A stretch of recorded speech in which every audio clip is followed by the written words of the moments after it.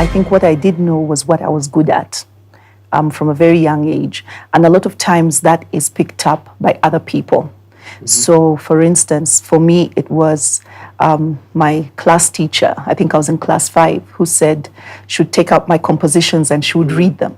So I always knew that the written word would always, or the word would always create a space for me. The more I practiced it, then the more I began to see, okay, this is what I really must do. And if I'm going to make any impact in this world, then it's going to use this particular avenue. There were certain things I needed to work out in my personality. I needed to put myself out there. I needed to work against my natural inclination.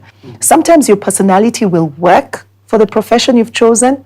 Sometimes it won't. But then there's also your passion that needs to pay. It has to put food on your table. And for some people, what they do is they could be in 2 places at the same time. So you're doing your accounting because it's one of the things you're good at, and you're painting at night, and you're trying to find the day or that space where you can completely do your passion without having to worry about putting food on your table. But I think you've got to find, that happy place where you're able to do both. I believe millennials, if they could quieten some of that impatience and they could learn from a great teacher, they could be in a situation, because one of the things, they don't want to work for anyone.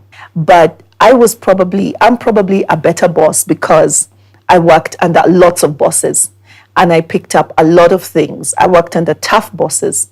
And so that impatience, especially when I work with them, is I don't want to stay here long enough. I want to fly off. You make it, and sometimes you don't, because you must be able to be patient to grow, in certain aspects of your career before you take the next step. What would you say to someone like me who's thinking about, let's say, a business idea, and I'm just afraid of alone, What would you tell me?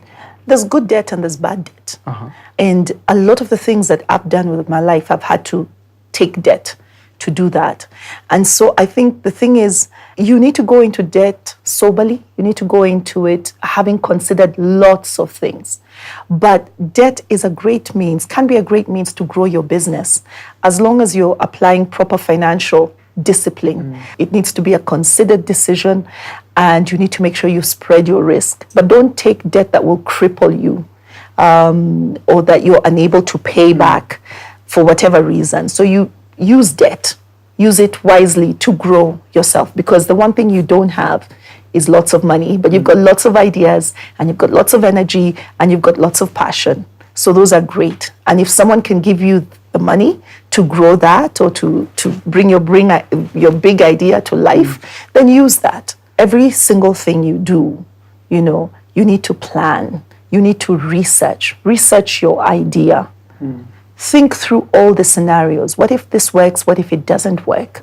After you've done you've got all the solid parts in place, you're going to take the leap. But you're going to take that leap backed by all the all the stuff in the back room. That's what's going to make you take that leap. It's not going to be just wishful thinking that I'm going to make it, that I will be the next Bill Gates or Steve Jobs. No, it's not just wishful thinking. It's do you have the content to back you up?